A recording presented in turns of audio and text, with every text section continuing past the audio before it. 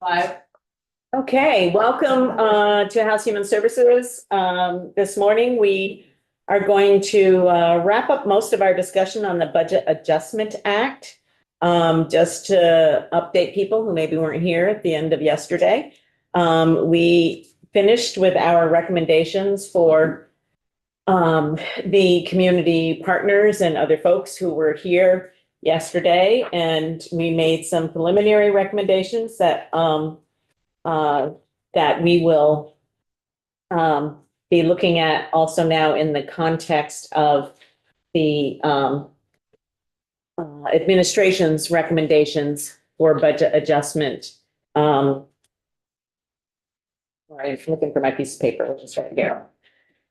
Okay, so just as a summary for people, since we have a number of people here in the room. For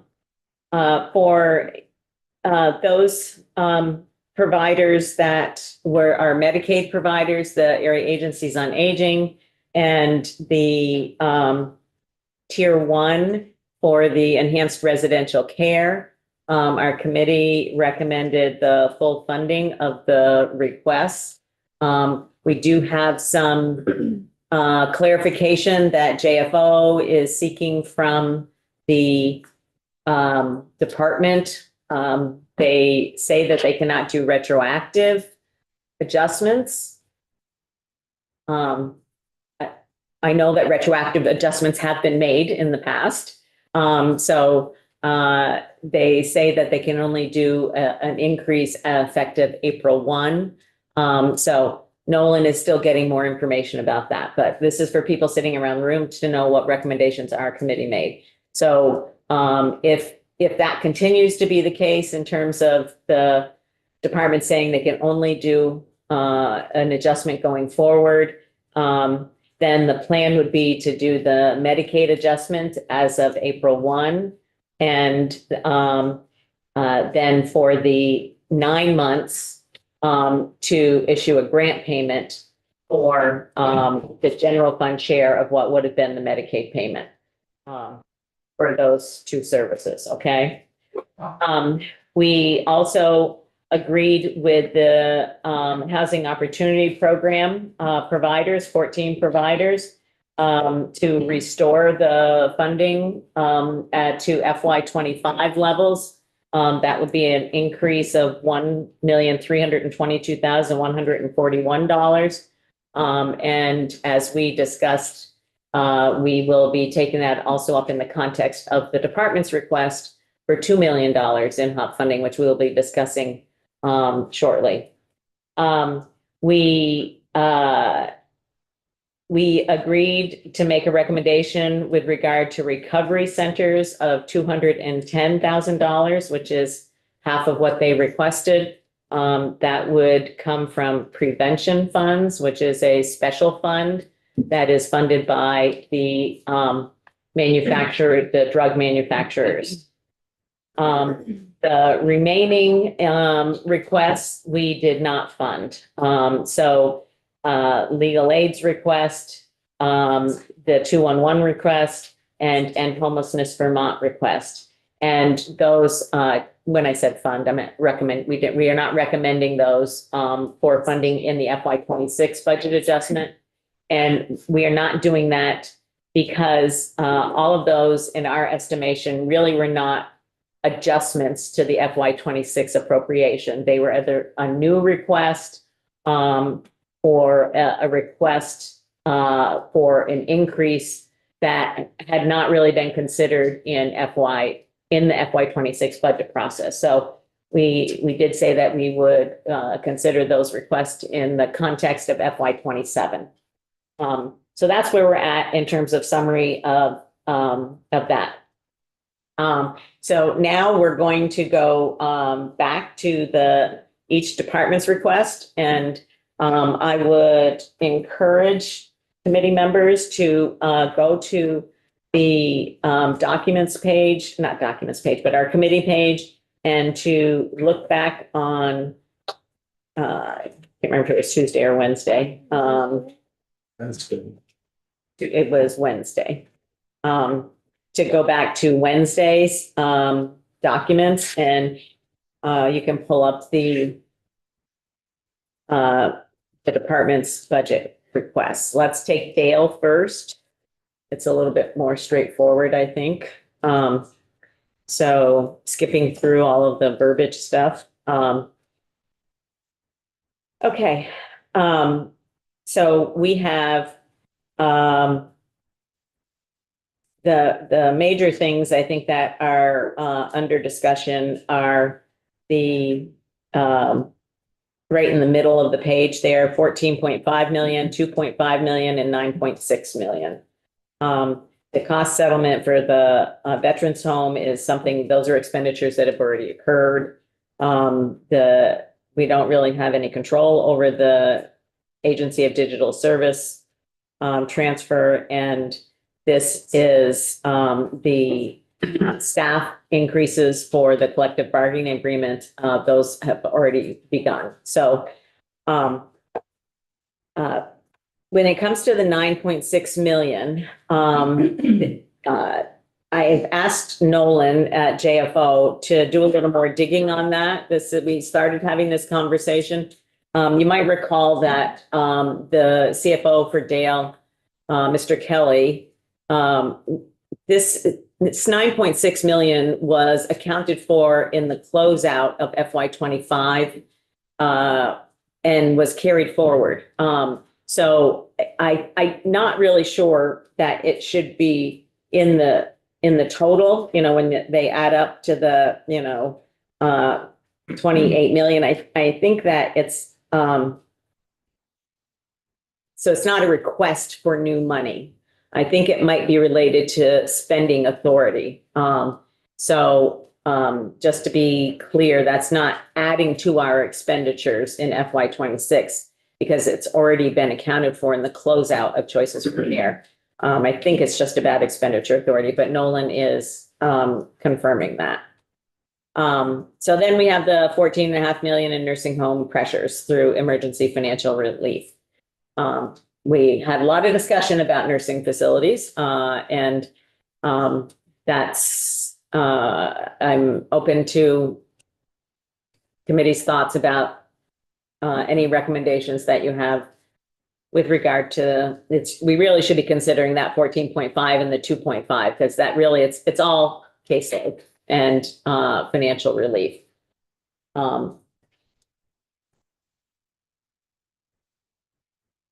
Yeah. I think that the auditing that goes into nursing homes by the department who are requesting EFR,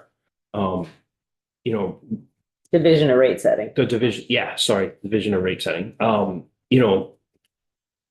From the report on EFR, it seems like they really dig down to make sure that these are funds that they need in order to not close, to meet travelers. And I just think we need to continue to figure out what the cost drivers are and figure out how we can keep this going down. As you know, this is less than it was last year, but it's significantly more than it has been in years past. So, it's a lot of money. And the problem is that the alternative, even one closed nursing home is kind of catastrophic for the people that live there. So it's not a good place to be in, but we also should figure out how in the future through reducing travelers and some of the things that are in the report on EFR that we address those and implement them so that we can continue to see this go down or ultimately go away. But that's just my thoughts on it. Yeah, go ahead, Doug. A question. So last year's BAA also included a significant amount of money for EFR. We did not pass last year's BAA. It wasn't signed into law. So what happened with the nursing homes that needed emergency relief? The provisions that were not related to the General Assistance Emergency Housing Program were included in our budget, in the year-end budget. So they got it. I got it just later in the game. Yes. Okay. Thank you. Yeah, I mean, we have a report coming in that we asked for because as a result of sort of the continued pressures that this is causing at the same time while, there's over 200 beds that aren't being utilized. And, we definitely have a need for the use of at least a portion of those. And so I think January 15th, I think is when that report is due. So I think when we get that report, we should definitely take a deeper dive and we should ask rate setting to come in. Mhm. Yes, please. And, really go through what they do in order to make a recommendation to Dale. So there's really two entities involved in this, so the Division of Rate Setting, which is made up of people who do this for a living. So these are people who sort of dig. Thank you, Daphne. People who do this, on a regular basis. And as Dan said, it's a detailed analysis. And, there are big and bigger things happening in the realm of long-term care and nursing facilities. And, the use of real estate investment trusts, to buy up the real estate and then lease it back to the people at, higher costs and, big equity firms buying up, stuff. And other states are starting to implement some restrictions on those kinds of things. And so, this is I think a longer term discussion for us to continue to delve into, which, I'm sure that we will.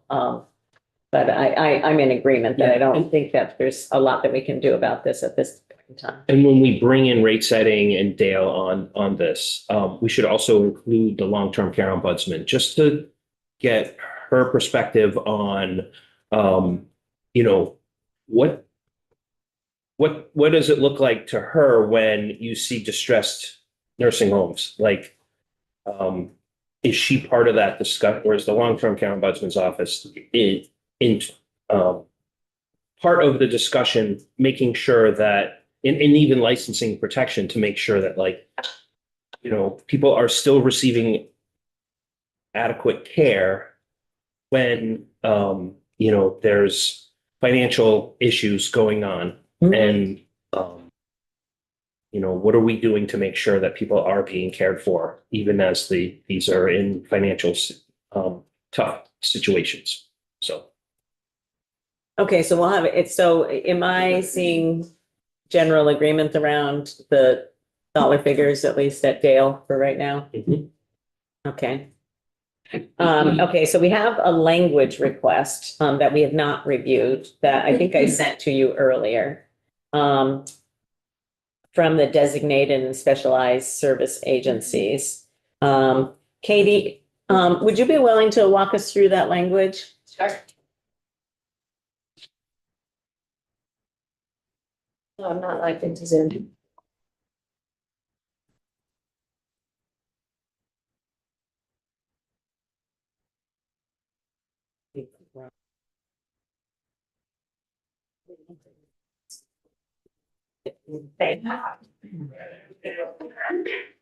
Sorry.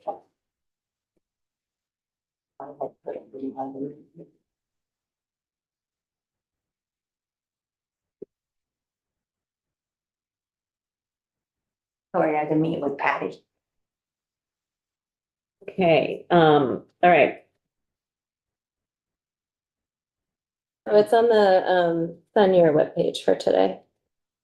I'm almost on Zoom. I have the link, yeah.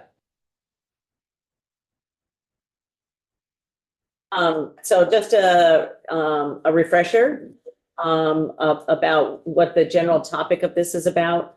Do you recall last year we took actually quite a bit of testimony from the department as well as from designated agencies around the impact of payment reform and conflict-free case management and a lot of different changes that were happening simultaneously to the community-based system.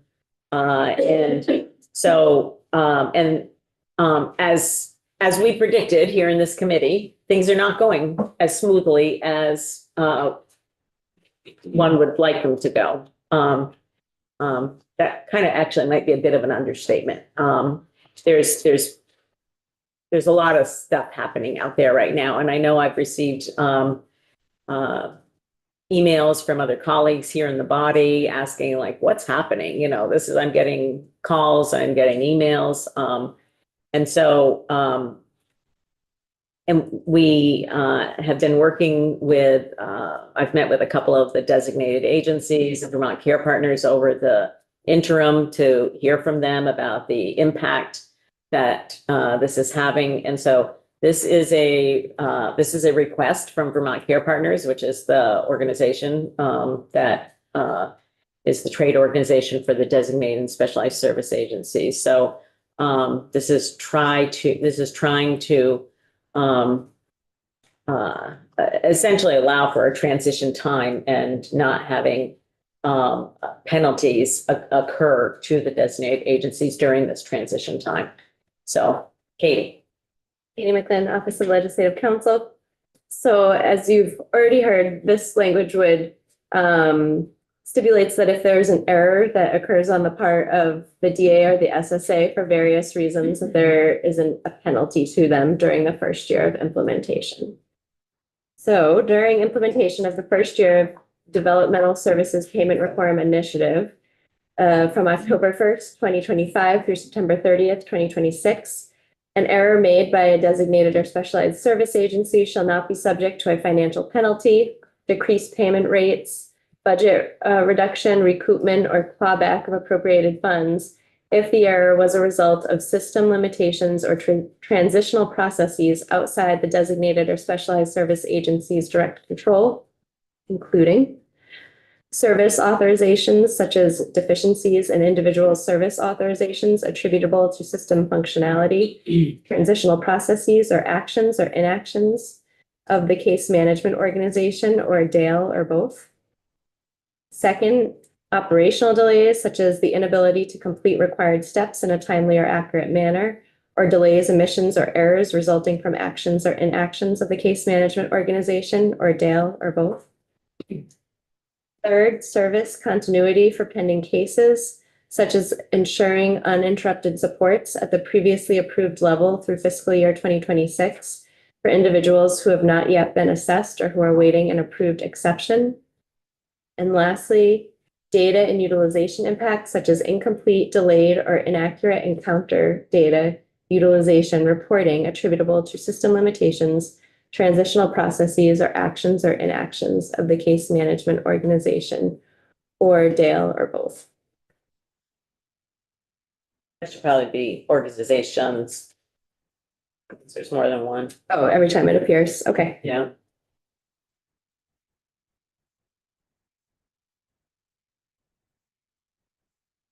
So I think what you're seeing here in 1, 2, 3, and 4, those things actually are occurring.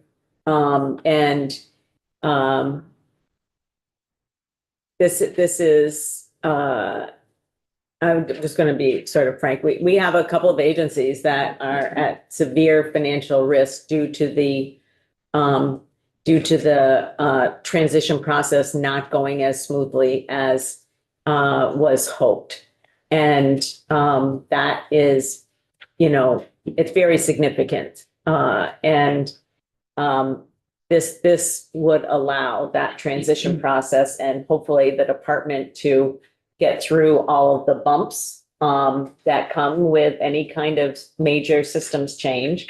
And that, frankly, we anticipated last year and that they'd be working with the designated and specialized service agencies, the people receiving services, the case management organizations to smooth out these processes. And I think that it's prudent upon us to ensure that there's stable services being provided to the people out there and to not have this sort of hanging over the heads of people as they're trying to work through the process. Yeah. Just the clarification, since this is going back to October, does the like, have there been like decreased payment rates and like budget reductions and recoupments? Have those things occurred from October to now? And does the department have the ability to kind of make, like, retroactively correct those since we're going back? The way the system is set up, they make these adjustments in the future Okay. that go back to those Okay. service dates. So, So this would protect. right, Organization, right, it would protect the organizations and the people receiving services.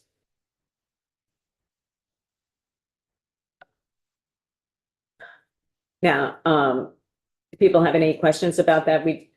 Amy, I might be putting you on the spot. People do. Amy Johnson is here from Vermont Care Partners. Do people have any questions about this? Can I see by show of hands, people who are supportive of the it's a language. It doesn't cost any money. It's a language.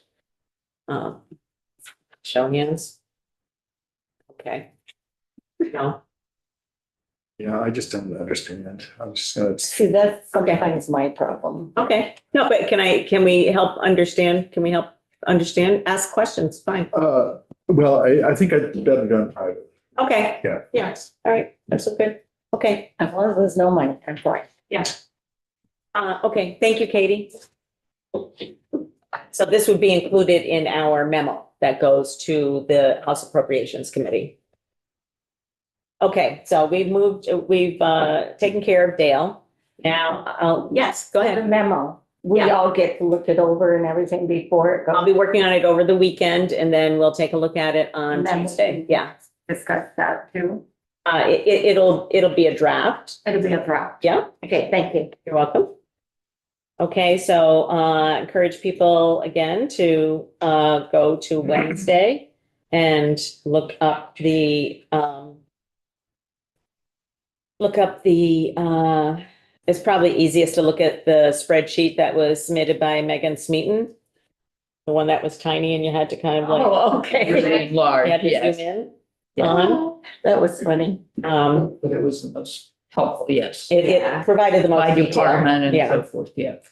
Okay, so, they had a number of changes, so let's look at, the major changes where we may or may not have any, comments, okay?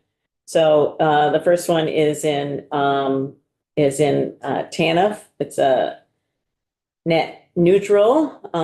It goes in between different divisions in the department. Yeah, Was that for Wednesday. Megan Smeaton on Wednesday. Okay, I got it. Okay. Mhm. People have any questions about that? And we're starting at the top. Yep. Okay. Well, it's a negative, right? The top was It's, administration. We'll come back. right. We're in the yellow. Yeah, it's a, Oh, we're in the yellow. Thank you. we're in pink, actually. We're in pink. Oh, we're in pink. Oh, sorry. Yeah, We backed up to pink. so, Oh, but this in order is- to, It's million you Yeah, were talking about. not yet, Not but we yet. will. In order to understand that, you do Okay. need to look at the yellow as well. Okay, thank you. So there, you'll see, Read it. all this is really is transferring between admin and the Family Services Division. That's all that it's doing. So Okay. it's a technical adjustment, I guess is what I would say. Okay? Mhm. All right. The income verification system, that's a request for $50,000. That's a system that they're changing systems because the feds are no longer providing that free of charge. So that's it's kind of something that's a must do. Yeah. Is that a system that's used across divisions within the department? I don't know the answer to that question. Good question. The earnings verification, I think is, but. Yeah, I think because they it's made in, it across, yeah. because it's an admin, I would Yeah. say that it is. It's Yeah. not in an individual division. I would say it's used across, I don't know if it's used across departments, but I would say it's used across DCF, the various divisions in DCF. We expect this, maybe folks who work directly with the system know, like, is this an annual ask or is this just like one time that we need to? I think it says annual. Yeah, I think the income verification is. It will be annualized in their FY 27 budget ask. Okay. And they have to do this. It's Yeah. like, you know, our otherwise folks can't get benefits. So Right. it's kind of like a thing we have. I understand that. Okay, so let's move down into family services. Again, we just did the TANF one, so we don't need to do that. The other one is Northwest Counseling and Support Services. Again, that's a neutral. You'll see that a little further down in Child Development Services. It's just transferring dollars between the two divisions in DCF. So it's no new money. It's just a transfer between, it's cleaning up the books, if you will, to make them more accurate so that that money appears in the right division of DCF. People clear about that one? Okay. Then we have contract pressures. There's $1 million being added. This is a new ad. We did hear about this last year during transportation, and Anne mentioned the report that we continue to ask for. Because, you may recall in last year's budget, there was a sort of staggering increase in the budget request needed for that. So this $1 million is in addition to a huge increase needed. And the same explanation now is there are not providers getting into the business, and there are very few providers that do it, and therefore they don't have much bargaining position on the rates.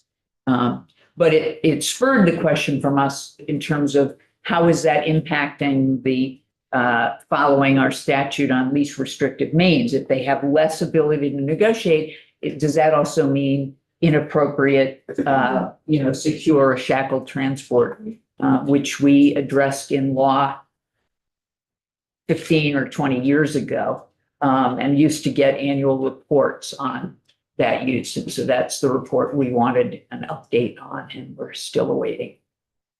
And I did get a response today that was not remotely responsive, not deliberate on their part. They didn't understand the history of what we were asking for. So I'm writing back.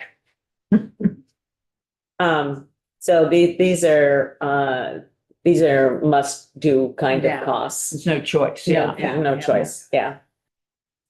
Okay, the next is on substitute care, caseload and utilization, which is down for the most part, although you might recall, if you look at their description, there was an increase in out-of-state residential, but that was compared to budgeted, but the deputy commissioner said that it's actually lower on an annual basis.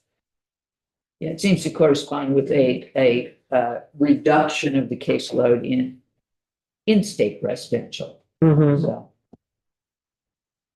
Again, I think we have ongoing concerns about the use of out-of-state residential placements, and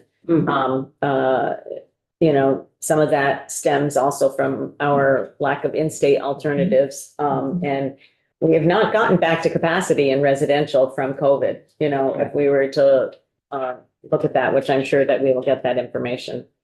yeah, I think we need to dig deeper, but not in terms of addressing budget adjustment. Yeah. And on the flip side, which I think probably is a good thing, they're seeing an increase in subsidized adoption. So more children and youth are being adopted than they anticipated, and those payments are being adjusted based upon the needs of each child and youth. So I think that's good news for those kids. Anybody have any questions about that? We're on the 719,000. 719, yep. So why the increase? Because kids are getting adopted. I guess the adopters don't pay for their own kids.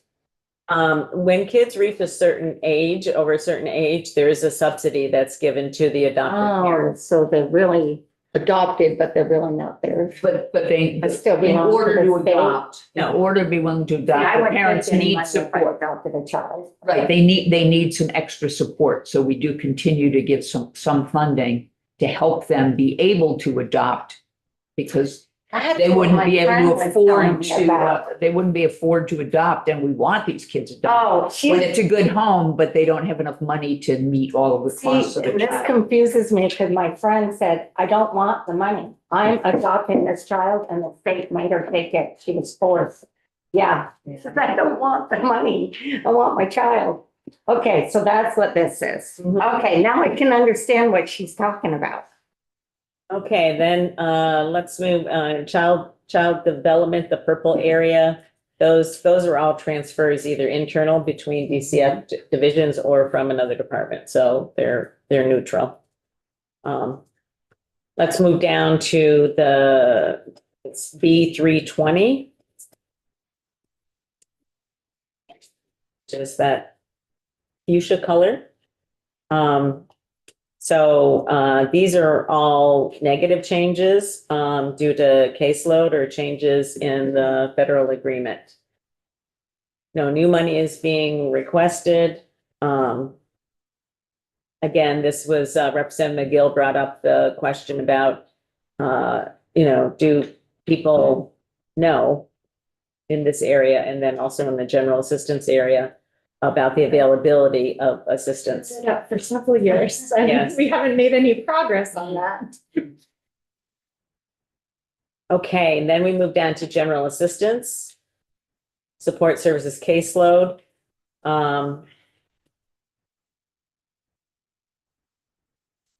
I actually don't understand why this was, basically, need is lower than the budget in FY '25, but it's an increase. I think that, They did touch on Mhm. it. They're lowering in some areas and increasing in others.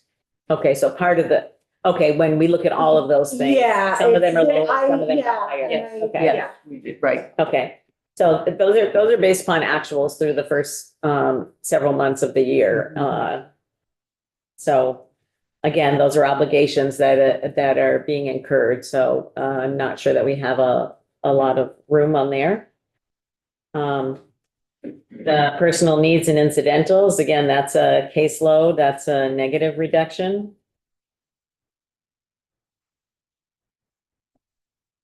And just to follow up, I sent out a request. We had requested the projected end of year spending for the general assistance hotel motel expenditures. Mm. And requested that by this morning. I've not yet received it. So I sent an email, which I carboned to all of you, requesting that information as soon as possible. So that will weigh into, we may be making a statement about that. I'm not sure. Does that explain your question, Brenda? You had a question about that on the email that I'd sent. Yeah, I didn't know what it meant. That's what it means about the hotel motel program. They were supposed to provide us the, what their projected expenditures compared to budget, and they have not done that yet. Okay. And this is the 269? No, no, it's not on, it's not on here at all. On here, okay, that's. Yeah, we asked for it. They didn't provide anything on it because they weren't requesting an increase or a decrease. Oh, but you still want to see. I do want to see it because I believe based upon the first 6 months that there will be resources left. Okay. But we don't know that because we haven't gotten their projections. Okay. Okay, so we're moving on to B322. I might just. Yes. If it's okay, this last one, which with the reduction based on prior needs caseload, I just don't want to lose sight of what Jubilee mentioned yesterday. I guess I am okay with reducing it because I know that outreach isn't going to increase. I know, we've asked time and time again for them to make people aware that these supports exist, and I don't see that changing, unfortunately, in this administration based on the testimony we received. So, that's the only reason I would be okay with accepting this, even though I know the need is out there. So it's really hard to to see this happen, because it definitely doesn't align with what we've been asking for. I'll include a statement in our memo. Okay. That Thank you. we continue to ask the department for their outreach methods I mean, and shelters are actively advertising for these types of needs like that this covers, yeah. like asking people to donate, and yet this money sits here available. That's a problem. And It would seem odd that shelter providers wouldn't know that it's Some there. do, I mean, Some do, there's- some don't. it's hard work. The amount of turnover constantly happening staff. since COVID. We're all dealing with it. It's so much institutional knowledge has been lost these past 5 years. I, just to finish off on that, some of the structures I think that exist in when we are talking one-on-one with clients about using, including housing, like we know that there are, time limits that a person, in order to achieve efficiency on the phone, and I think of course that would be mentioning something like this as the last priority, even though that's a perfect way to contact somebody and say, hey, this exists too. Like, we know you're looking for resources, and so that would be like, a 30-second, offer. But we know that there are other structures, like in other incentives, encouraging staff not to increase the length of those conversations, I guess. But which I understand this caseload is heavy, but also this is, this exists for a reason. So, And we don't know. yeah. We don't know, honestly, even what kind of training DCF staff themselves get on understanding the availability. It's, complicated for the community partners, complicated for DCF staff as well. And it's kind of like you need to know, We just had this whole thing with SNAP. Why were we not, as part of that, talking about this other option to get groceries? Yes. How many people were hungry while this money was sitting here? a good point. That's a good point.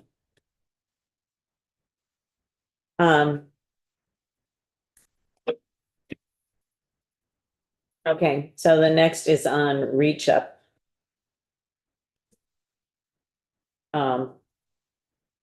So again, my recommendation is that, that these resources stay in the Reach Up program and that they utilize them for adjustments of the rateable reduction that happens.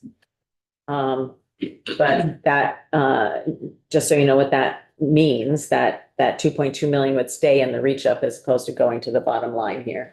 That was what I heard the majority of people here saying yesterday, or 2 days, that was 2 days ago now.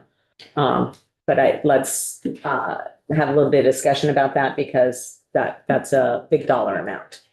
Yeah. Yeah, I mean, I agree that as a policy matter, we should be pushing that and looking at that in terms of budget adjustment right now. The money, removing it puts it to the bottom line, but what that means is that other things that they are trading off and using this money for wouldn't happen. And it is the same as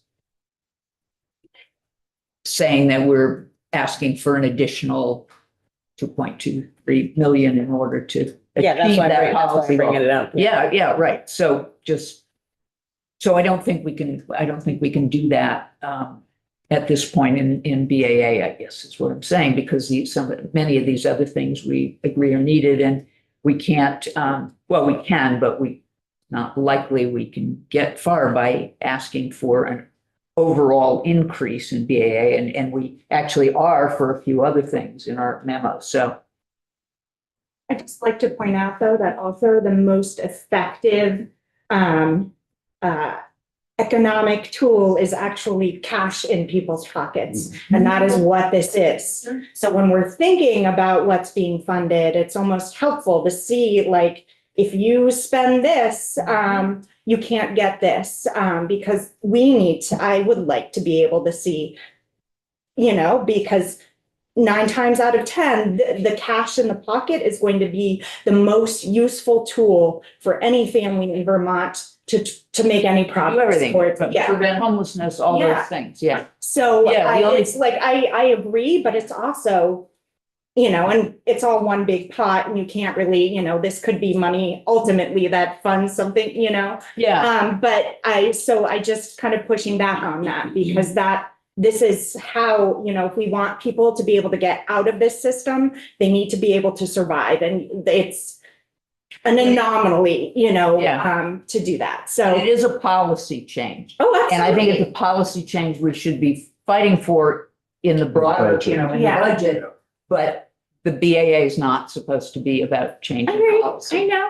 It's just, I'm not I want you all to keep in mind when we're Yes. fighting for these policy changes, Yes, remember the huge cuts we've made. Yes. So when you see that big jump, it's It's because not we've that cut. big jump. because we've Right. cut, Yeah. yeah, good, that's a good. point. It's a excellent point. Can I Um, just? But I do agree with I Anne. understand. I just wanted to get that out Yeah, there. I appreciate Because it. I know this will come up again. Yeah, Thank yeah, you. go ahead. I just also want to highlight that the administration has a choice of which Mhm. number to use from the Yes. consultant, and they have consistently always used the lowest, then come to us and say, we didn't spend all the money. So that is that's a policy choice that the administration has a choice to do that we have recommended over and over and over again. Please, at least, at the very least, use the middle ground because you come to us every year and say, we didn't have, the need wasn't there. Well, I think if you, Let me ask a question, though. That would make this number bigger. bigger, I know, but But we're doing this rather than increasing the rateable then they can use reduction. that We are information and eating say. away and eating away and eating away at this money when I agree. we should have, Yeah. you know, so this is, you're correct. It's, Because we're it would- slowly yeah, allowing them they're- to chip away. So I just want to be clear, though. This does not reduce the base. Yeah. This just, if it appears in the FY '27 budget, Yeah, it reduces the base. This does not, do people understand what that means? So it means it's a one-time reduction, not in the base. So It's not carried over. it's not carried Yeah, over lower into amount. FY '27. We've So, had this reduction every year. yeah, they, for the last, Yeah, as long as I can. 4 or 5 years at least, I know that they've done this, yeah. and Ray and I have some ideas about increasing utilization and eligibility for the program. All right. Well, we won't be taking those up today. Okay, so, OEO. So just to summarize there, because that would be a policy change, which we will continue to fight for in the committee. My recommendation is that we not differ from the BAA, as submitted. Okay, and then B325, OEO. Sorry, is it our responsibility to make a note of this conversation as part of this so that, I always do, okay, to appropriations? yes, So that they're more than just us are keeping track of yes. this. And we're continuously educating appropriations Yeah, yeah, about why Thank you. it's first. Mhm. Okay, and then, under OEO, I felt like I was asking a lot of questions on these positions, but, I don't know what the rest of the committee is feeling. It seems though that what they are doing is utilizing HOP funds now on a permanent basis for these still limited service positions. I don't know, I guess we would make a note that, we would need to look at the FY '27 budget to assure that they are accounting for them. They shouldn't remain limited service if they're going to keep them on as permanent. It's not fair to the people who are employed. I'll make a note with regard to that. But I think it's also important to note for the providers who are out there that resulted in $250,000 being taken out of HOP. Right, funds. that's the real. Less money. And that's the point that we will make Yeah. here. Yeah. Okay, Do folks with limited service, if they then go into like a permanent tenure, does that time served in the limited service position count towards their Yeah, overall, you know? I believe the answer is yes to I that. also. Can And we confirm that? well, in limited well, you can if you. I want to, can, yeah, okay. Limited service positions, they do get, sick, they have Yeah, health yeah, no, I insurance. knew and that, I sick knew time, that. Yeah, so I don't think you would get all those things if you weren't getting credit for the time, but yeah, I'll check in on. yeah. I also on these positions, just want to highlight that they are specifically for agreement management. And we've heard from various departments and administration that there's a lot of problems and inefficiencies in the grant management. So I would just encourage the administration to look at process improvement when it comes to grant management and consolidation. So they're not just having people Yeah, do paperwork well, and for these aren't $250,000. people who are just doing paperwork. No, I know. I do grant administration, Yeah, but I'm saying yeah. I'd rather this money to go out To to provide, the providers yeah. to help the people. there's ways to When- consolidate is what you're saying, Right, yeah. there's efficiencies to be made, so. I'm gonna be a devil's advocate, because I'm affordability.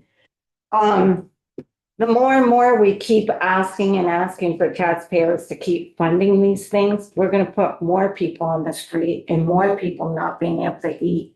So it's nice you wanna do all of this, but we have to think of the people that are paying for it, that eventually they won't be able to afford it and everybody will be homeless and have no place to live.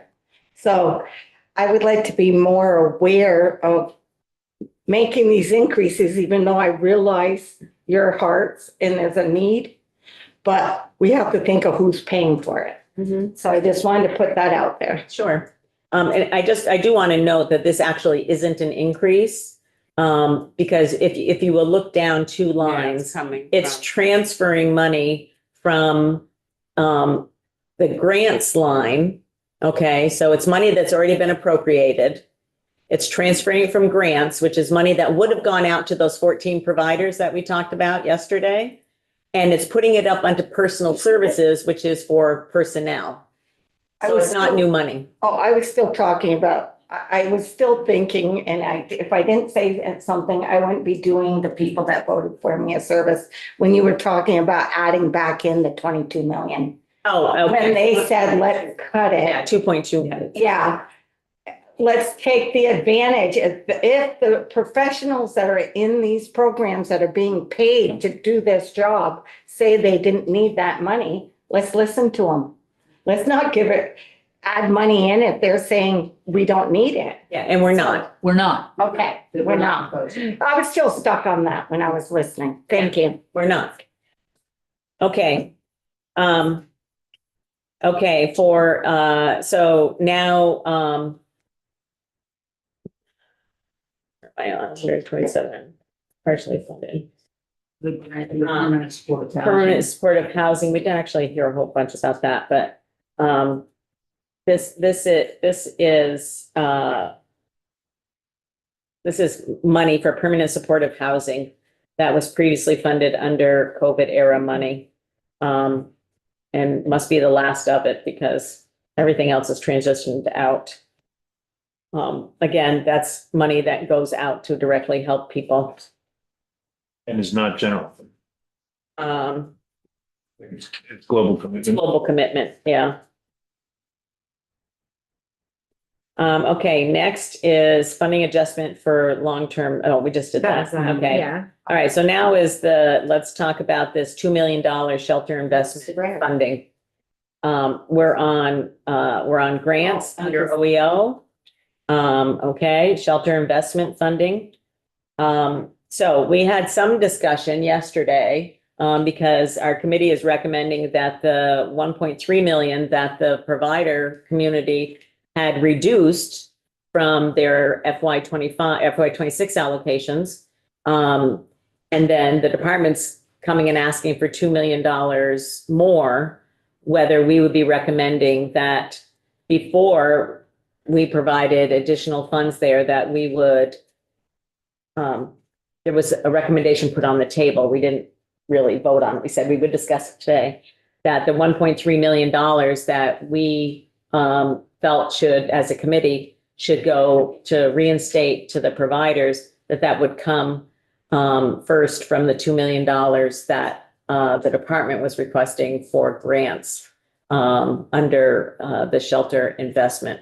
When we asked Lily Sojourner about what the $2 million was for, whether it was for increased costs for the money that they, just to refresh your memory, we increased HOP for shelters. Was it increased cost? Was it more beds? She said it was kind of some of both. There was it wasn't actually really a fully complete answer, I don't think, but she said it was some of both. So what is your pleasure about this? So there's been a thought to put out to pay for the 1.3 that we are recommending out of this 2 million. I guarantee you the department won't be happy about that, but it's in the same line item. It's the same program. And frankly, some of it's going to the same providers. So But to do something to different. do something different, Yep. yes. Will help spur conversation with the administration on 591, setting out 594. 594. It's renumbering it. 594, it's easier for me. 594. We can set a path together then. What do people want to do? Well, share your thoughts, Anne, because you were one Right, of those being so, ambivalent. yeah, so, I mean, I totally understand, and I think there had been sort of a beginning of a consensus that should be done. I just am, my focus in terms of policy and all of that is massively wanting to do more in terms of new shelters. And so if it's, one condition on the other, then I would withdraw my support for what we voted. I voted yes on yesterday. Everybody voted kind of yes contingent on, and my yes contingent on it becomes a no, because I think this should stay. Yeah, so that's. So we have, yeah, I know. We have, I'm just gonna put it out there so we can kind of like move on, because we have 11 o'clock agenda items. So people have had time to think about this overnight. So I see by a show of hands, people who want to take our recommendation of the $1.3 million going out to providers and fund it out of this $2 million at the department. Who is recommending that? 1, 2, 3, 4, 5, 6, 7, 8, 9. Who is not recommending that? Okay. So that's what our memo will represent. Okay. And then the last thing, next to last thing is the crisis stabilization in Windham County. These are things that have been in development for years at this point in time. And we will see a budget ask for these in the FY27 budget, because they're finally becoming operational. As Brenda pointed out, and Ann did, this is a lot of money for a small number of people. 4 kids. So what's your pleasure? I believe, to be honest, I think that most of this has already been expended, because a lot of it has to do with fitting up the facilities. Yeah, I know. I don't think it's really optional at this point. Yeah. But I am really, This has been. will not put a word on the record. Your face tells us. Sorry, yeah. I don't think I've ever heard you growl. A growl for the record. How many growls do we have? Okay, so can I see by a show of hands those who want to, it's hard to say support, but who want to Include. allow it? I Do guess. not oppose it. Do not Right. oppose it. Yeah, do not oppose it at this point in time, okay? And those who do oppose it? Okay, thank you. And then the last thing on the agenda is the hotline expenses. This is the IT work to make it compatible. So again, we spend precious little on IT. Yeah, yeah. Why Advancements. didn't we know this? Um, For the budget? That's my question, but that doesn't change the Fact that it need at this needs to be point. done, Right. yeah. Anybody have any issues with that 150,000? For hotline? Okay, all right, so Sorry to throw one more thought in here at this point. We've offset funds that we're spending up to 2 million. And I have a thought in my head, it's not fully formed, but in trying to keep somewhat neutral as best we can to the administration request, I wonder if we give any consideration for the money that we would like to see or believe needs to be included for enhanced residential care. Do we make a corresponding reduction in the nursing home emergency relief? It's a big sum of money. Do we try to offset that roughly $1 million there? I'm lost. I'm not. We've already voted on it. We can bring it up again on Tuesday when you have a look at the draft memo. Okay. I need to move on. Okay, so I'll be working on this over the weekend. I'll be talking with Katie on Monday, and we'll see a draft on Tuesday, okay? Thank you. Alrighty. Moving on from budget, we are moving back to the report on supervised visitation. And we are happy to have some witnesses, and thank you for your patience this morning. We have people coming online from the department. Is Judge Sone going to be first? Okay. Yeah, Marvel, the new director of communications and legislative affairs for FSD. Oh, okay. Everyone's here. Okay. In individual VA disrupt. I thought we were going alphabetically, Madam Chair. Well, that's okay with you, Judge Sone, then I guess that's okay with me. Okay.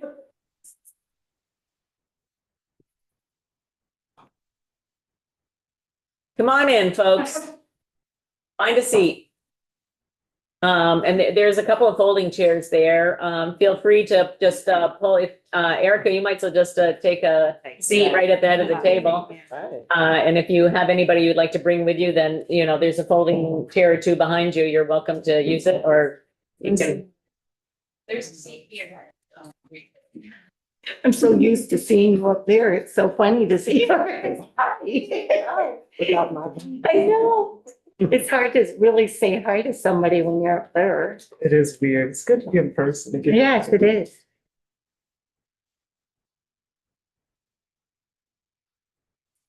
Okay, so we have don't forget, we have the report. And it is again, it's back on this page again, thanks to our comrade in arms, Lori. Okay, welcome. I'll give you a couple seconds to get situated there. Thank you.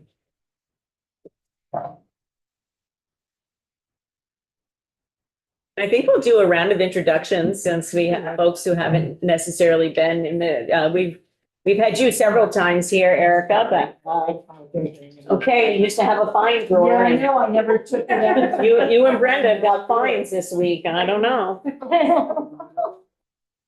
It's gonna take. Okay, so welcome.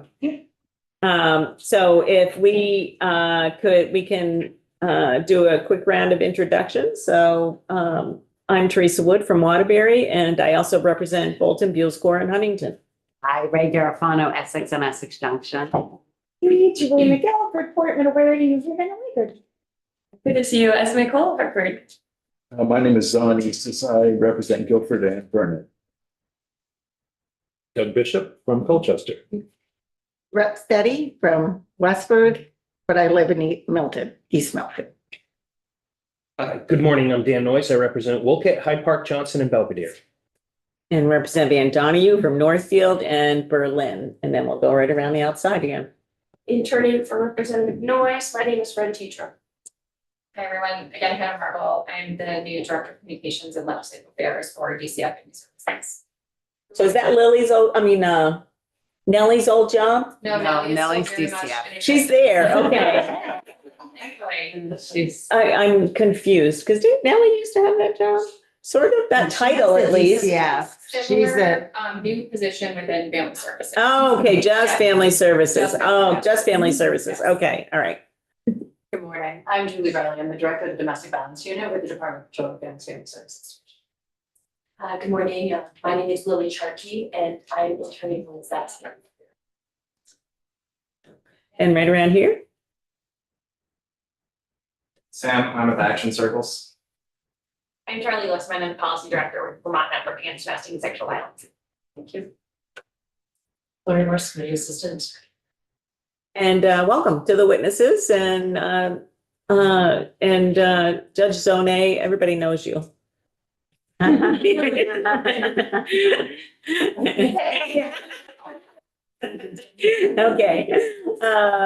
Welcome. Feel free to introduce yourselves, and the floor is yours. We'd really be interested in sort of the process, what your conclusions were, and you might have been listening yesterday when we said that we didn't really feel you did what we were looking for, and maybe some thoughts about that. Sure. Okay. Okay, well, I should check with Judge Zone. Did you want to start first, Judge, or should I? I will defer to you, Deputy Commissioner. Okay, great. I'll get started then. Good morning, Madam Chair and members of the committee. First of all, thank you so much for giving us the opportunity to meet with you today. For the record, my name is Erica Radke, and I'm Deputy Commissioner of the Family Services Division of DCF. And some folks have already introduced themselves, but joining me today are Lindy Barron, the Director of Policy and Planning, as well as Heather McLean, our Revenue Enhancement Director. And then you met Julie Riley, our Domestic Violence Unit Director. We really do appreciate the committee's attention to this matter regarding supervised visitation. And I did hear the testimony yesterday, and I appreciate that you all, did a really nice job hearing from multiple partners across the system, as well as from folks with lived expertise. I want to go ahead and move into the report. The report before you was prepared jointly between Vermont Judiciary and ourselves pursuant to Act 27. And it does examine supervised visitation programs, which serve an important role and function for child safety when contact between a child and a parent needs to occur in a structured, monitored setting. So really at a high level, the report does document uneven access across the state, capacity constraints, even when programs do exist. And then there are risks that can arise when families do have to rely on informal supervision arrangements where there can be a lack of training or safeguards. The report also does reflect input from providers, the judiciary, CCVS, and the Vermont Network. And it highlights the operational realities facing these entities. So I know Charlie spoke so eloquently yesterday, so I don't want to repeat what the committee has already heard. So I'm going to pause now, and I will turn it over to Lindsay to sort of walk through the report findings, particularly regarding child welfare in more detail. And then we are also very happy to answer any questions that the committee may have. Thank you. Good morning. My name is Lindsay Barron. I'm the Director of Policy and Planning within the Family Services Division. I did tune in yesterday, so I know that you are interested in hearing the work that we've been doing over the last several months. Whenever I think about the topic of supervised visitation, it is one that is unique in that it does not fit squarely in one discipline or field. And there's so much cross-cutting across the court system, across child protection, across the world of domestic and sexual violence, and other types of factors that families might be experiencing in the community. And so in order to begin addressing the funding question, we felt like we needed to gather information from folks on the ground, from the programs performing this service, from families accessing it, from our staff, and from community partners in general. And so where we spent some of our time and focus was on co-hosting focus groups divided by discipline. And then also we developed some surveys, and we went through a couple rounds of surveys to gather information from folks. We also conducted some internal information gathering from our staff, from our supervisors. Admittedly, supervised visitation programs, when I think about them, I think about a continuum where folks in the community can access them without ever interfacing with our system. And they also serve a critical prevention and stabilizing function in the state. Whereas if we have a child safety intervention and we are looking to close that investigation or assessment without further involvement, often these programs provide some of that safety and continuity so that there's not further system involvement for families. So we had some curiosity just speaking with our staff in terms of how they're accessing them, how they're navigating gaps in that system and making that up. We also wanted to get a sense of the national research and what other states are doing, as isn't uncommon. Typically, the innovative, advanced, highly intriguing programs that are coming on ground in other states often reflect much larger states with much more funding than we find ourselves in. And so we find we often need to sort of take what we can from that innovation and those unique ideas and figure out how to bring that here to Vermont within an economy of scale type model. And so I would say we're still very much interested in seeking federal technical assistance from some of those experts nationally and gleaning what is valuable from, say, Colorado, Connecticut, New York. Those were some of the standouts in our research. And we hope that is yet to come as well. We didn't view the report deadline as a one and done. We know that this work takes far beyond just the starting place. And so I thought next what I would share with you is just a couple thematic categories of what we learned from those focus groups and from the survey results, and then pause and open it up for questions and allow you all to shape the direction we take it in from there. And so as it won't surprise you, we learned that the demand for supervised visitation far exceeds the capacity. We were hearing that programs consistently receive high volumes of referrals from both courts, DCF, and the community in general. Waitlists are common. Families are often referred across county lines due to those lack of services, and some have even accessed resources out of state. Second, underfunding limits staffing hours and safety. Programs are struggling to recruit and train and retain monitors. Nights and weekends are the most desirable time options for families because that is when they're off. That's often when they're available. And those are the most difficult hours to have staff who are available and able to serve. And the safety infrastructure. So having a secure space, having separate entrances, having monitoring cameras or any other type of safety measures also increases the costs. Third, we found that the geographic access within rural communities drives some of the costs. And so as we've gone about learning from folks and doing an analysis, we realized that there's certainly an economy of scale at play where there's some baseline funding for the space, whether that's rent or purchase, improvements to the building, general utilities and oversight, just overhead costs, and then minimum staffing to have the program functioning. And then it's typically easier to expand from there as far as adding additional FTEs or adding additional capacity for slots, hours, and serving more families. So I already mentioned some families are traveling out of state or far distances to reach a program that exists. The rural areas face much more higher startup costs just due to limitations in space and smaller staffing. There seems to be some feedback around inconsistent supervision and documentation. Folks were finding that there's not always report outs or notes. There's some variation in terms of the different training or intervention type of models. So depending on if something is happening or something perhaps goes sideways, I think there's question and variation on when a redirection or intervention or just support might occur and when it doesn't. Again, documentation of practices, how visits are going, and just generally reporting back out to the court, that varies significantly.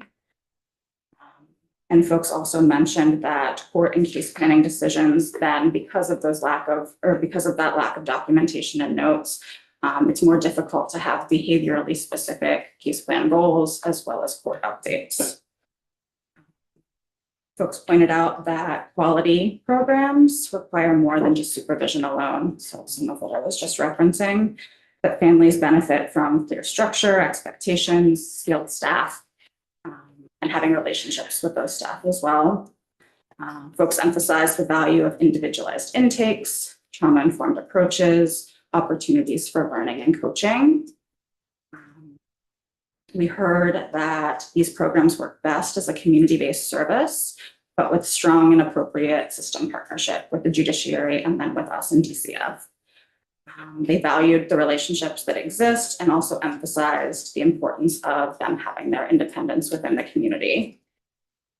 And I think they passed along the feedback that families often feel more at ease in the community. It's a heightened level of stress for parents when any type of visitation occurs in a court building structure or in the DCF office, or that when possible and safe, they appreciate being in a community supervised visitation program. And then finally, and again, I know you're aware of this point, but it was emphasized through the focus groups and information that without stable funding, programs continue to be at risk for further closure. And we've already lost a few programs within the last several years. And so other programs are feeling on edge in terms of stability and continuity of funding. I didn't know if you wanted to say anything other. No, it's okay.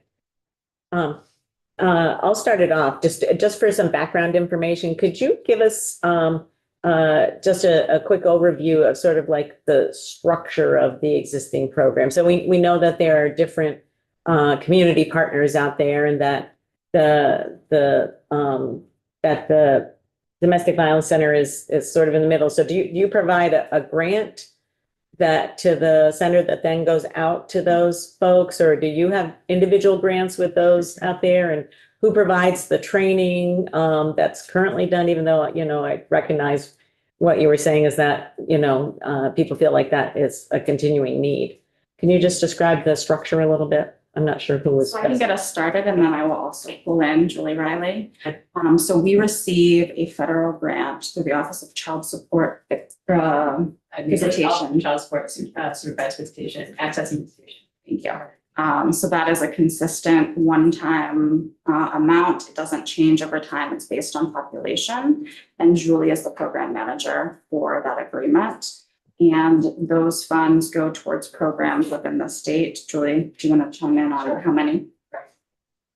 So we've had 8 programs recently. We currently have 7 as brought close this past year. And we administer this grant. It's $100,000 and it's based solely on population. And this is a federal grant that travels through DCF, and we administer that to each of these programs. And there are reporting requirements. We report reports from those programs.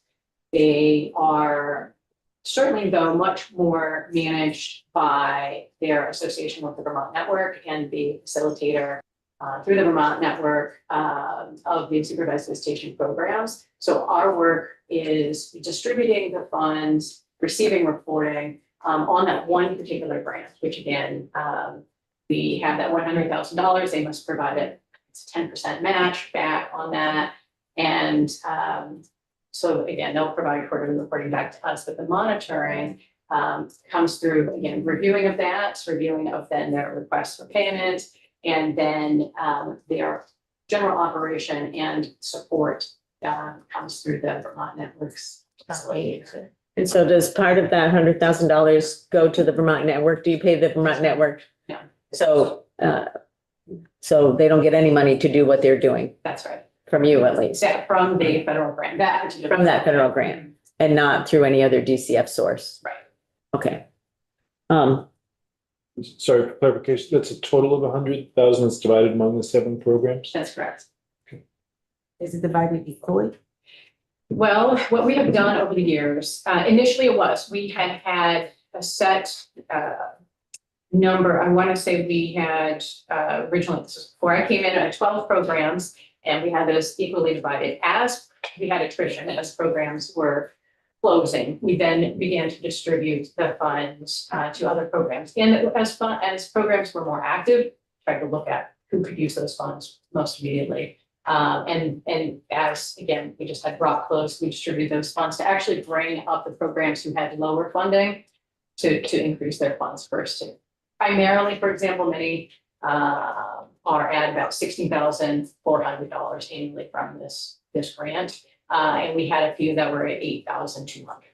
And so the ones who are at $8,200, when Brock closed, we added in the funds that Brock was receiving to those folks at the lower amounts. So, but we. I'm confused a little bit. Mhm.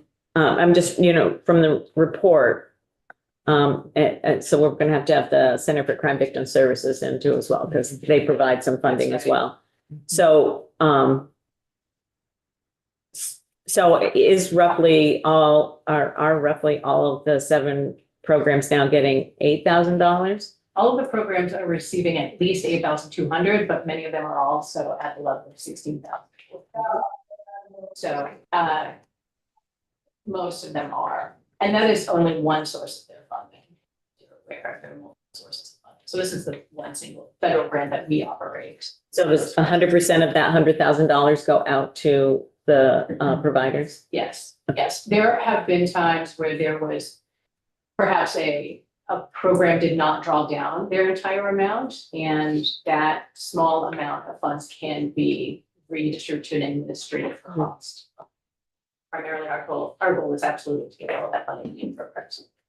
I'm curious, I'm not sure who addressed the question to, but I'm curious, so that as programs have closed over the years, what has the department done to try to reinitiate this? I mean, because I hear clearly from the testimony that you think that it's really important for the safety of children and, the contact with parents. And I'm just trying to figure out what the department has done to, try to re-engage providers, or I know since I've been here, I haven't seen any requests for funding to, to bolster the program. So I'm just interested in your thoughts from whomever here. I can say, I do work with folks from the network, and we discuss the needs of programs. Again, I will say that the program facilitator that the network employs who helps to coordinate the programs really may be able to answer more closely their work with programs. I can say as a facilitator or the program manager for that particular grant, I am in communication with the programs in their reporting.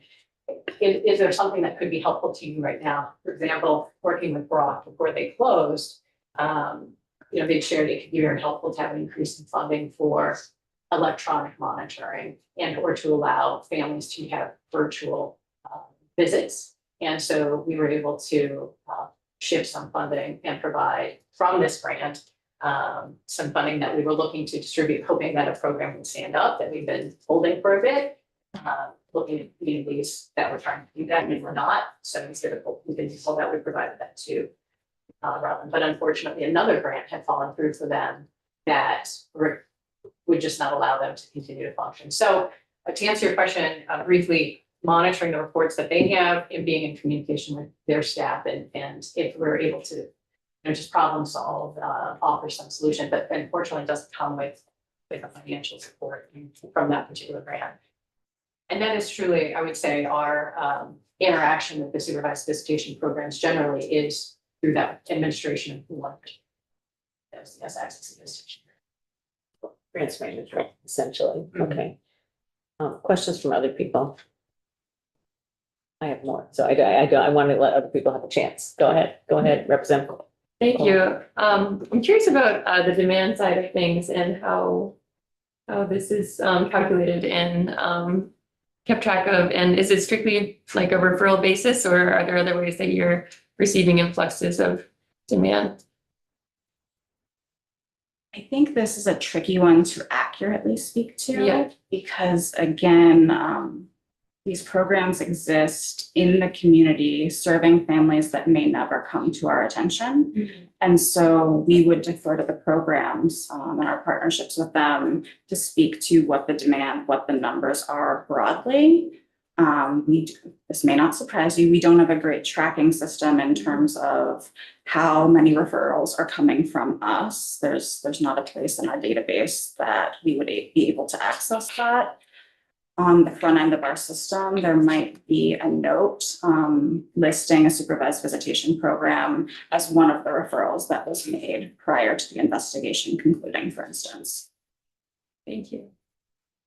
Go ahead, Representative Garofano, and then Representative Bishop. Thank you. Thank you for the information and kind of walking us through the report. So just to clarify kind of some of what Julie was saying, in your view, is this a statewide program that needs to be administered by the state to kind of ensure, because the visitations are ordered by the courts.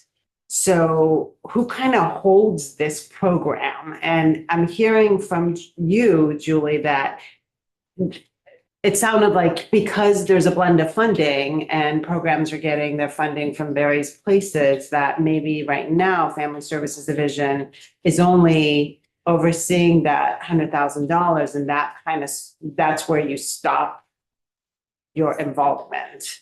So I guess, and I didn't see this in the report, but maybe you can talk about, like, is the state interested in developing and establishing a statewide program to address this obvious gap, right? Because someone, like right now, it's kind of like, you know, it is what it is, and some places have it, some places don't, but there's no coordinated program that's statewide to ensure access across the state. And I'm curious, like, does DCF and Family Services Division see that as your responsibility to do that?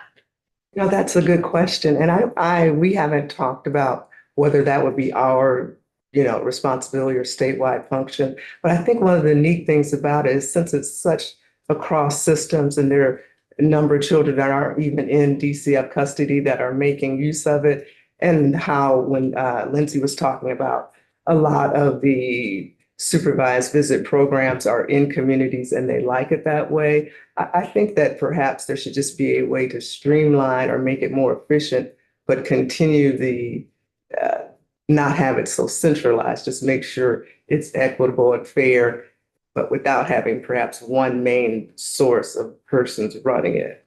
And I think that might actually go over better with the communities. That's my thought, but it isn't something we've, discussed up our chain.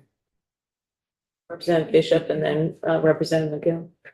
Circling back to Representative Cole's question about on the demand, trying to figure out the demand. There is some information in here that I see it sort of addresses that, as it refers to wait lists across the various counties. And as I went through that, it raised a question. I guess I still have, and I think it gets to Representative Garofano's question about sort of the organization of all of this, that it is kind of a hodgepodge system. And I still don't have a clear picture of who's actually providing the services.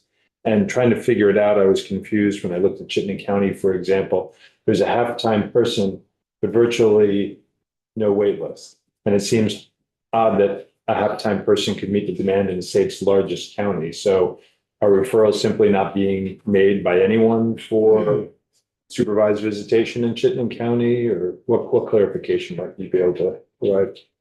So I think you are honing in on one of the greatest challenges, is that all of these programs truly are piecemeal across different funding streams. And what we've noticed is that the ones who are the most sustainable generally are housed within a larger agency within the community that provides a multitude of other types of services in the community. Again, I think it's the infrastructure, the economy of scale, the ability to sort of tag in and out staff and have coverage. And so even as we're thinking about future funding models, it's intriguing to think about what does the cost look like if it is built within a larger agency versus if we are standing something up from the ground that doesn't exist, because that's much more costly. And Julie, I'm not sure if you have a sense of Chittenden County specifically in the wait list. You know, I think to speak to the family room that you may be referencing there, the service that they offer is a bit of a limited service. It's not as a robust synchronization program. And so the referrals are very limited to that program because, well, I should say because, I believe because folks are can recognize that that is a very limited service. And so the robust service that Chittenden County could certainly use just isn't existence. So folks are referred to other communities or alternate arrangements are made. So to the point that the family room can offer a service, they are offering that, but it is not, I would say it's not to meet the needs currently of Chittenden. Can I ask a follow-up question? Yes. So that's the family room. That's helpful. I wasn't aware that it was the family room in Chittenden County. Has there been any discussion with any network of providers like parent-child centers to be sort of a backbone for delivering the program statewide? And I just want to clarify, it's the Janet Pond family room. There's a family room as well, another service, but I think that is a discussion that for years we've been having of what could that look like? Who could be offering these services and in communities? It's an ongoing. Yeah. Conversation. Representative McGill. Yeah, you've talked about this like piecemeal funding, and I know a lot of this is federal funding, and some folks have some, and it sounds like some have lost some of the funding recently, and it's caused, that shift.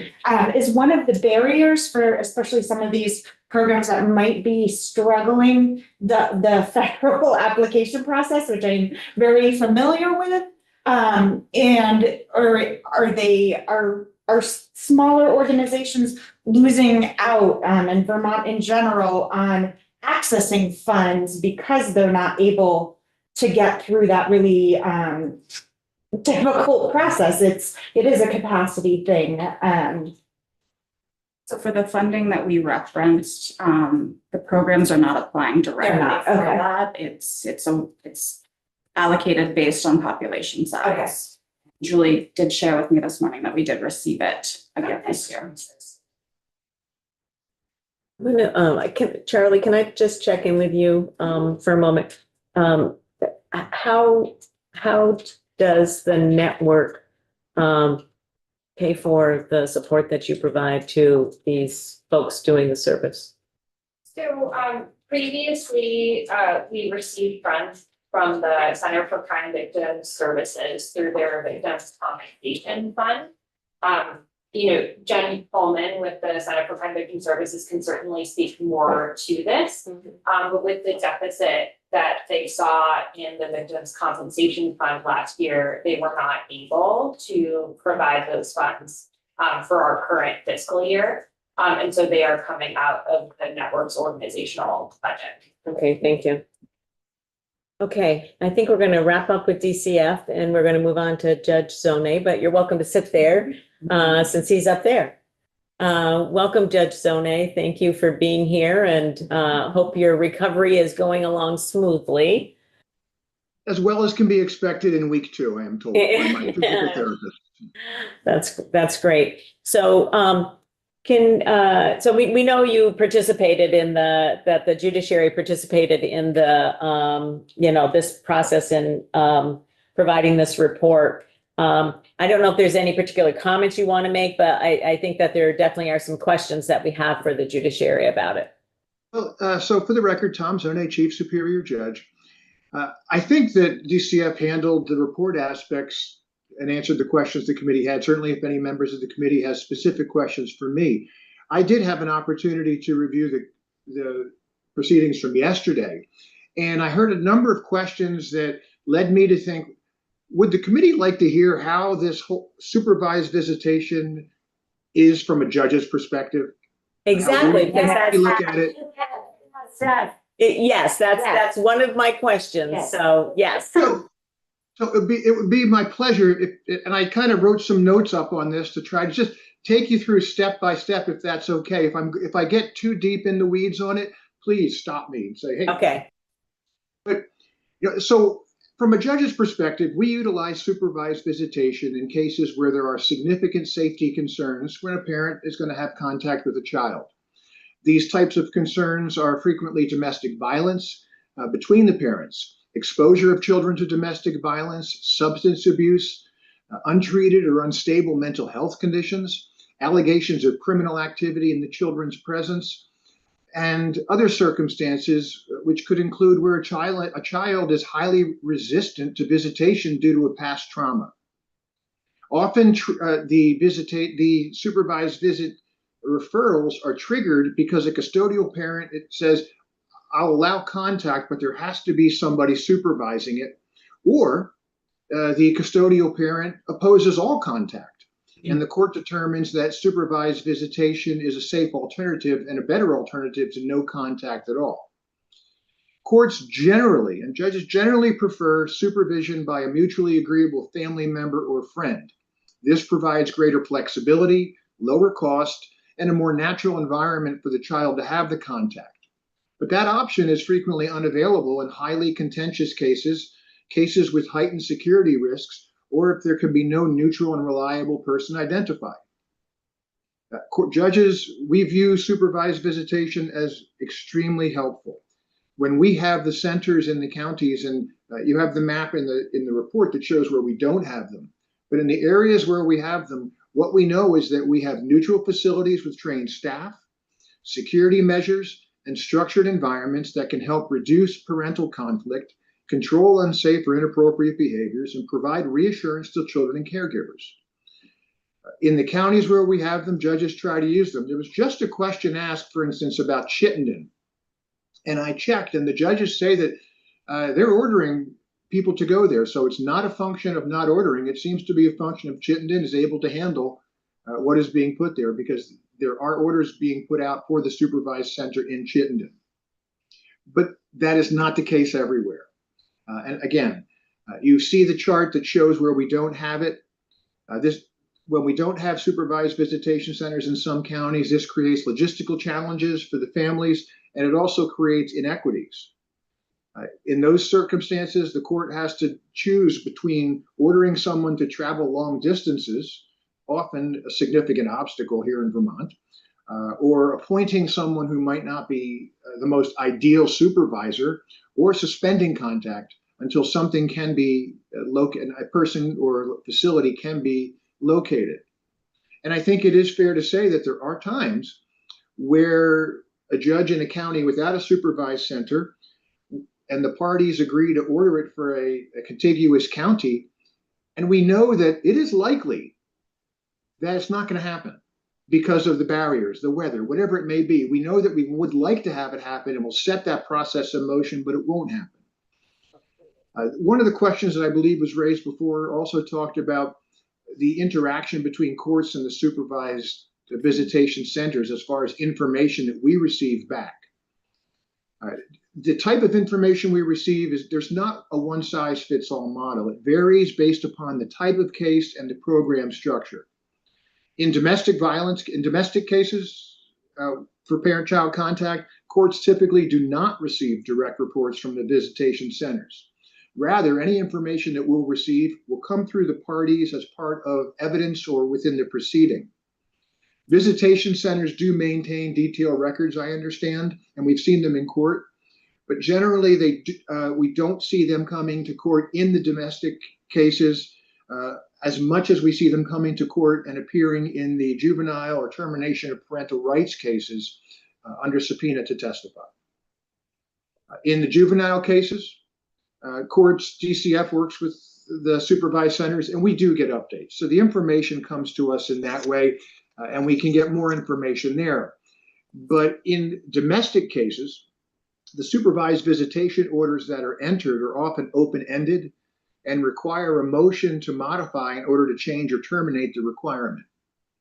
To create clearer pathways for progress, there are judges generally, to the extent possible, will try to set specific criteria that must be met before a party can seek modification. These may include, you have to show up consistently at the supervised visits. You have to demonstrate safe parenting.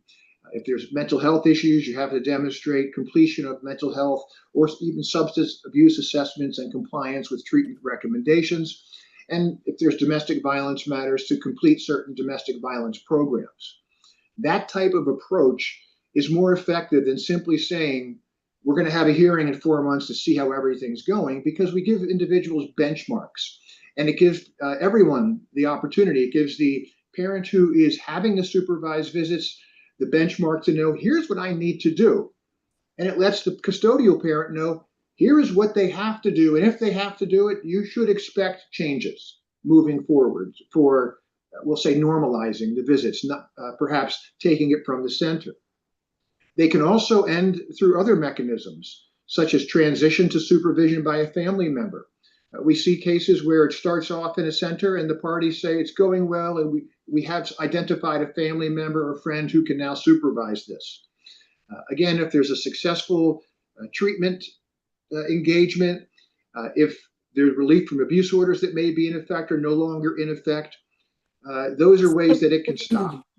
And also, another way that we see, unfortunately, is sometimes the parents who are entitled to engage in the supervised visits just stop coming.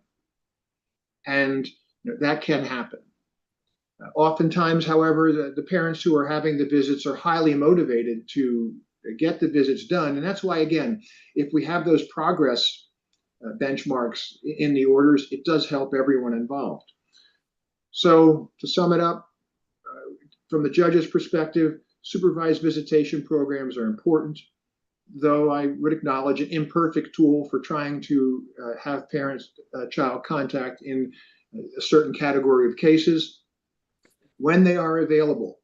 And let's be clear, we would like them available in every county for every family that needs them and every child that needs them, because they offer a safer and a more neutral alternative to no contact, to informal arrangements, especially in those high conflict cases.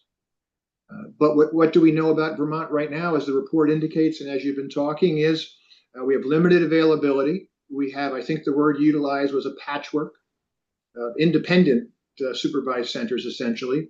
We have transportation barriers, and these deny equitable access and effective use of them across the state for everyone in all of the counties. And so from the judge's perspective, we support any initiatives that can be done to improve on what we have, because we're all in this together, and we all share the same goal of safe, appropriate, and consistent contact between parents. And these types of programs certainly facilitate that. So any questions? I'm sure there are, Judge. So I'm going to start them off, and thank you for that summary, and thank you for sort of like the perspective of what that's like from the, judge's perspective, and understanding how that works. That was very helpful. I guess one of the things, and thank you for your very clear statement that you believe that it should be available to people in all counties in the state, and that that should be happening. However, it's not. And so part of, a previous speaker said to me, when you give a bill report, you should always start with what's the problem and what are we doing to solve it? And so I think it's pretty clear what the problem is. So there is inequitable access to this service that is not needed for everyone, but is needed in certain circumstances. And even though the courts may be ordering it, it's not necessarily provided.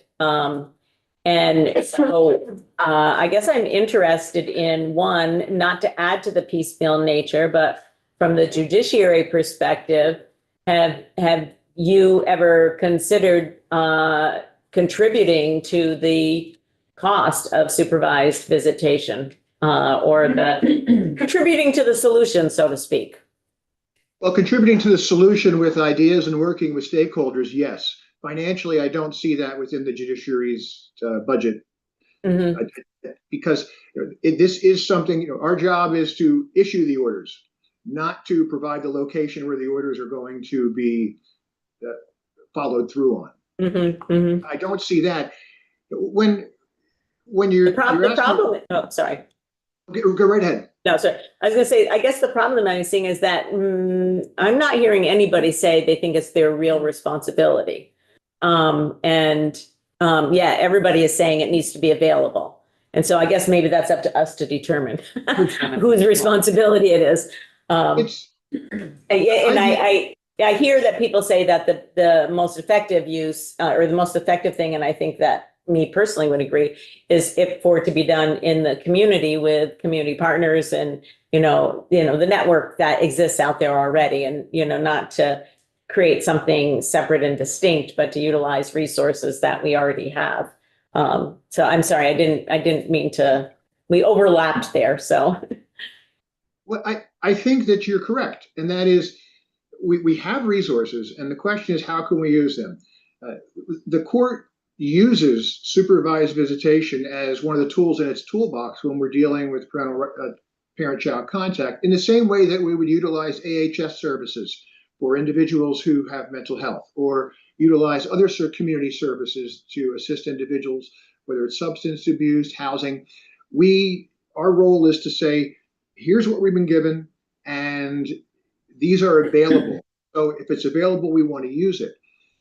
The idea of, okay, let's put together a whole statewide program. I understand that to some that makes that would be the gold standard. Let's say that would be the Cadillac, what we'd really try for. But the reality is that's unlikely. And so from my perspective, when we look at this issue, it's what do we have and how can we build upon it? And can we take steps to have each of the counties that are working together, even though they're individual, to maybe bring them together to have some consistency in how we approach things from the judiciary and how they approach things. And I'll use an example. Last session, there was a bill that went through or 2 sessions ago, sorry. There was a bill that went through that was looking at post-sentence reparative probation and how that should look. We already had reparative probation, but how should we address this? And it brought together, I had the good fortune to chair the committee with members of the CDCs, CSCs, for coming up with how do we make it work better? Now, each of the community justice centers are by themselves. But we were able to come up with a proposal which was submitted as potential legislation that brought everyone together and said, okay, here's what we're going to try to do in all counties, and to try to have it a consistency, whether it's use of forms, whether it is for admission to the programs. And that seemed to be a step in the right direction. So that might be something your committee looks at to say, is there something that we can do to fine tune what we have? And then look at that gap right across the middle and say, well, we might not be able to get one in every one of those counties, but can we get one strategically placed in? Is there somewhere that we can get something going? Because a supervised visitation center isn't just, it's not an idea. It's not a Teams meeting. It is a physical structure with human beings there to watch it, staff. Mm-hmm. So as the committee was talking, I think yesterday, also, if you need a physical structure, you need staff. The question is, who's going to pay for it, where it's there? And so I think one strategy that might be helpful, and that this report has made me start looking at, is, are there existing entities who can be contacted to say, would you be willing to do this? And then try to work with them in that regard in certain counties to try to break down those big gaps of areas where we have nothing. Yeah. Yes, thank you. And I think that's what we would be focusing on. And I think, and we'll definitely bring Jen Pullman in from the Center for Crime Victim Services because they're providing a good chunk of money to support this and get her perspective on this as well. So I think more to come. I think that, at some point in this process this year, we're going to be looking for what would it take financially to first put resources in that block of the state that doesn't have them before we would be adding to those others, so I appreciate the listing of staffing and stuff like that that might be required to fully meet the need in those other areas. But I think before we would do that, I think we would want to make sure that it's available to the people in that chunk of the state, right through the center, that don't have it right now. So, I know that the network's been working on that and has, given the department some information, and we'll work with the Center for Crime Victim Services. But I guess what I'm asking is that y'all come together and think about that very specific piece that, we could take a look at as we look at the FY27 budget process. Because we knew anecdotally, that there were gaps, but seeing how big the gap is. And I know, I live in Washington County, so I go, to the annual meetings that I hear from our local domestic violence center, and it's not good. The family experience is not good. And that means the child experience is not good. And so I feel like we need to find a solution. So I appreciate everybody's willingness to work on a solution. I hope that when we call upon you next, you're able to give us some ideas. I recognize this is outside the governor's budget process, and we won't be asking for anything before January 20th.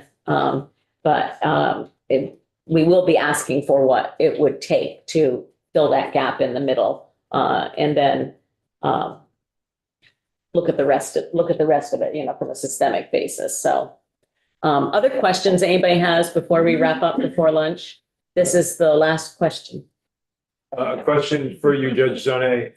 You referenced the fact that sometimes supervised visitation is ordered by the court, but it just doesn't happen for a variety of reasons. Can you say a little bit more about that? I'm curious what that means. Does a non-custodial parent just not see their child? Does one party risk being in violation of a court order and thus that harms them going forward? Anything you could share on that would be helpful.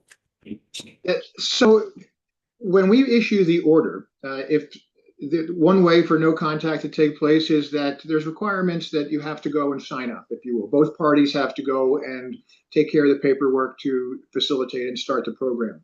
If one of the parties doesn't do that, then the supervised visitation is not going to start as it's expected. If that is the non-custodial parent who's going to have the visits, generally, that's where it ends. In other words, if they're not going to go, the court would generally wait until they file something because it falls on their shoulders to facilitate. If it's the other party, usually the court will get a motion for contempt, or the court will then intercede to, when it finds out about this, to say you need to go and take steps to make sure that things are moving forward so that the contact can go forward.